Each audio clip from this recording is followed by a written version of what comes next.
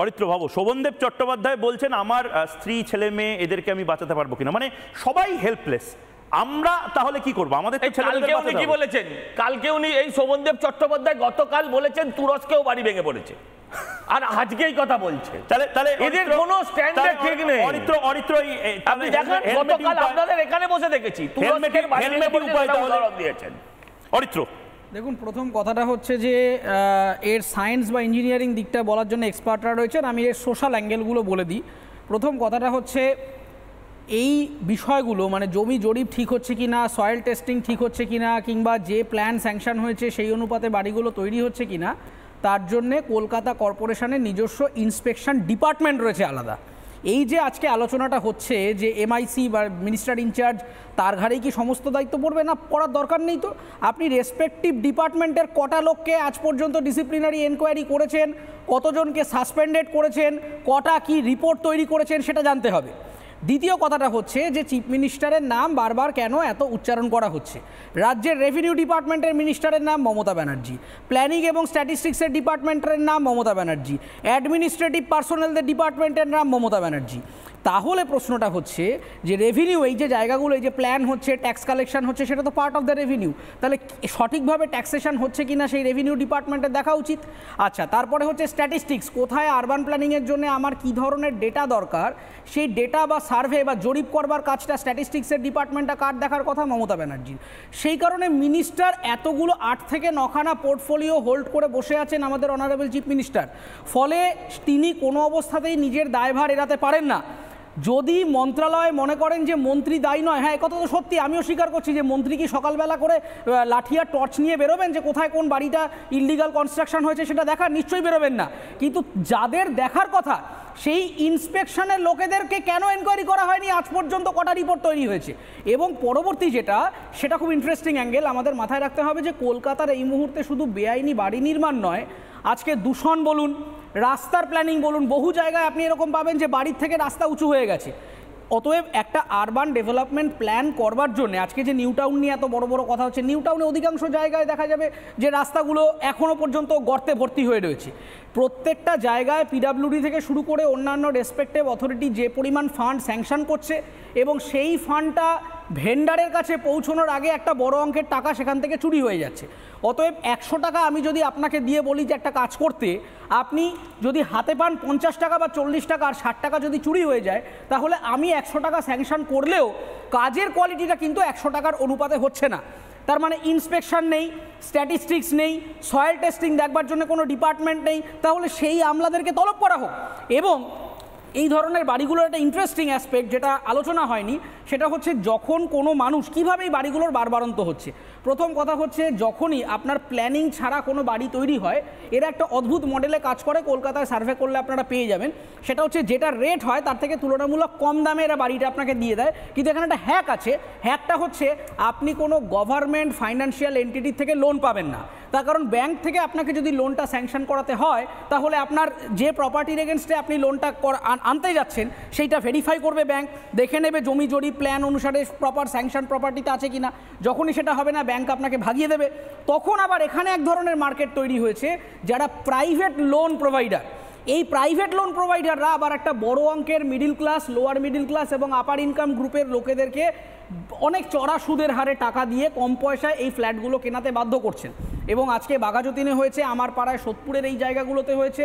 তার কারণ ফাঁকা জায়গা দেখলেই সেখানে যদি ফ্ল্যাট তুলে দেবো, শপিং মল করে দেবো, ড্রেনেজ সিস্টেম ঠিক নেই, একটু বৃষ্টি হলেই জল দাঁড়িয়ে যাচ্ছে, আবর্জনা, কলকাতার রাস্তায় বিভিন্ন জায়গায় আবর্জনা পড়ে থাকতে দেখবেন।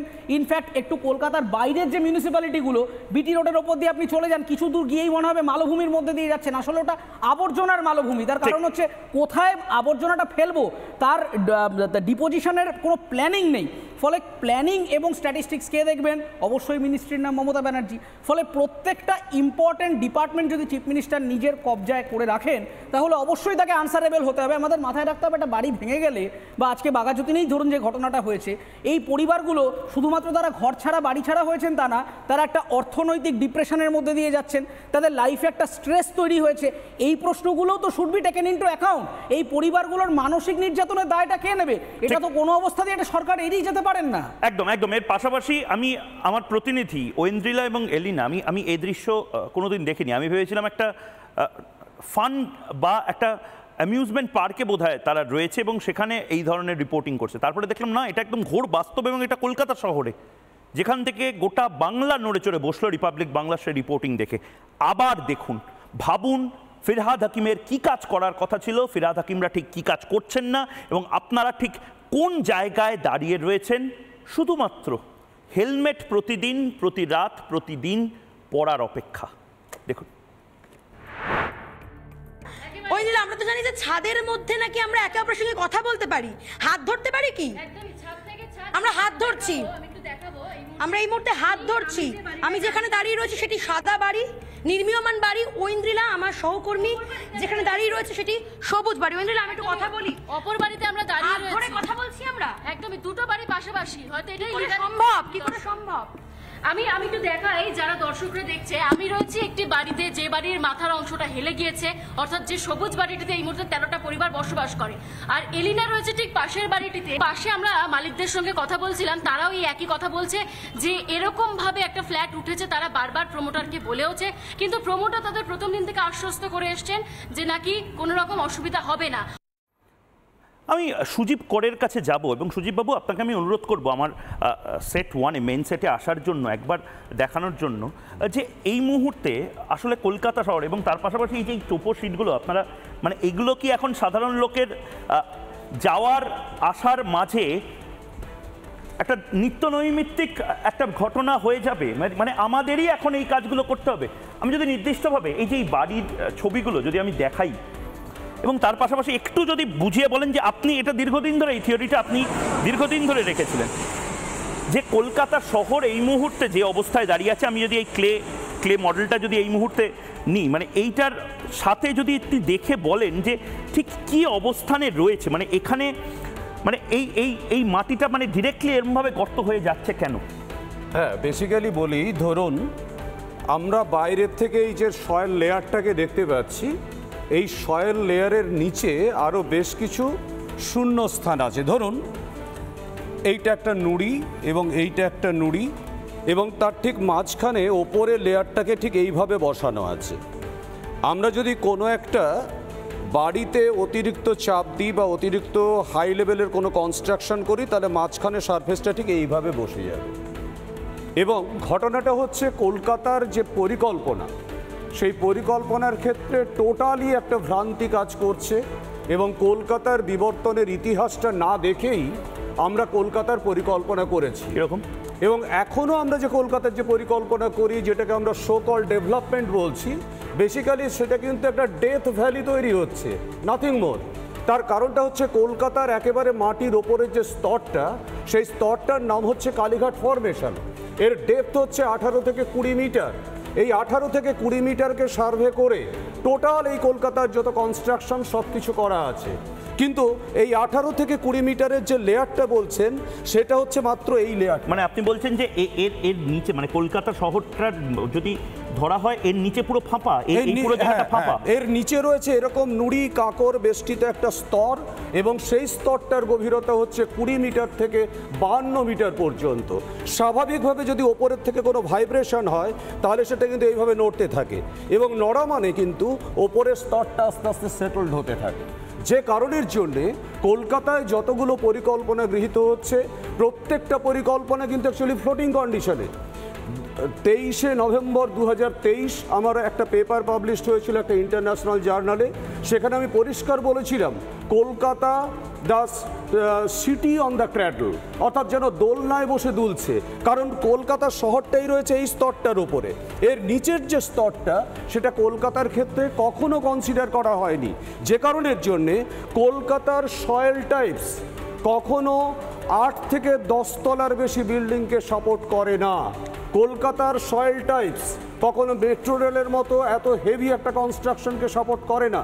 আপনারা জানেন, যখন মেট্রো রেলটা হয়েছিল, তখন জিওলজিক্যাল সার্ভে অফ ইন্ডিয়া এই নিয়ে বিভিন্ন ধরনের ডিবেটও হয়েছিল এবং তাতে তারা একটা পারমিশন দিয়েছিল টালিগঞ্জ থেকে বাগবাজার পর্যন্ত। কিন্তু পরবর্তীকালে এই যে এক্সটেনশনগুলো হয়েছে তাতে কিন্তু আমরা সয়েলের লোয়ার লেয়ার্সগুলোকে কখনো স্টাডি করিনি। মানে আপনি মানে এটা আমি আসানসোলে শুনেছিলাম, মানে আপনি বলছেন কলকাতার ওই একই অবস্থা, মানে এই জায়গাটা ফাঁকা, এই জায়গাটা পুরো ফাঁকা, এই জায়গাটা ফাঁকা, হালকা কিছু নুড়ি কাঁকর ইত্যাদি রয়েছে। ফলে যদি এই জায়গাটাতে যদি কন্টিনিউয়াসলি ভাইব্রেশন হয় তাহলে এই ওপরের স্তরটা থেকে সব কিছু ধসে পড়ে যাবে। এবং কলকাতাতে আপনারা খেয়াল করলে দেখবেন যে কলকাতাতে বিগত কয়েক দশকে ওয়াটার লেভেলের ফ্লাকচুয়েশনের রেট সবচেয়ে বেশি বেড়ে গেছে, টিউবওয়েল পাওয়াই যাচ্ছে না। এবং গ্রীষ্মকালে এই ওয়াটার লেভেল ফ্লাকচুয়েশন হয় প্রায় 40 মিটারের কাছাকাছি। এই ওয়াটার লেভেল যখন ফ্লাকচুয়েট করে তখন পার্শ্ববর্তী অঞ্চল থেকে কলকাতা কি করে, মাটি জলটাকে টেনে নেয়। যেহেতু কলকাতার ওপরে কোনো জলের ডিরেক্টলি কোনো ইনপুট নেই, অর্থাৎ সরাসরি জল প্রবেশ করতে পারে না, পার্শ্ববর্তী অঞ্চল থেকে যখনই জল নেয় তখন এইটা যদি সারফেস হয় যেখানে জলটা আমরা এতক্ষণ রেখেছিলাম এটা এমনিতেই নেমে যাচ্ছে। যদি ভার্টিক্যালি জলটা এরকম থাকতো তাহলে কিন্তু অনেক কম পথ তাকে আসতে হতো, কিন্তু জলটা আসছে পার্শ্ববর্তী অঞ্চল থেকে, তাকে ডায়াগোনাল ফ্লো করতে হচ্ছে, যে কারণের জন্যে মাটির তলা থেকে অনেক বেশি পরিমাণে সেডিমেন্ট ধৌত প্রক্রিয়ায় বেরিয়ে যাচ্ছে বাগজোলা ক্যানেলের দিকে, বেরিয়ে যাচ্ছে ভাগীরথী হুগলির দিকে। বেসিক্যালি কিন্তু আমরা যারা প্রশাসনে যারা আসছেন পরপর এ পর্যন্ত পশ্চিমবঙ্গের প্রশাসনে যারা এসেছেন তারা কিন্তু কেউ এই বিষয়টাকে নিয়ে ভাবেননি এবং এটাকে নিয়ে কোনো পরিকল্পনা গ্রহণ করতে হবে। নানা ধরনের কন্টেন্ট দেখার জন্য লাইক করুন, শেয়ার করুন আমাদের ফেসবুক পেজ, সাবস্ক্রাইব করুন আমাদের ইউটিউব চ্যানেল। পাশাপাশি অন্যান্য ব্রেকিং নিউজের জন্য অবশ্যই চোখ রাখুন রিপাবলিক বাংলায়।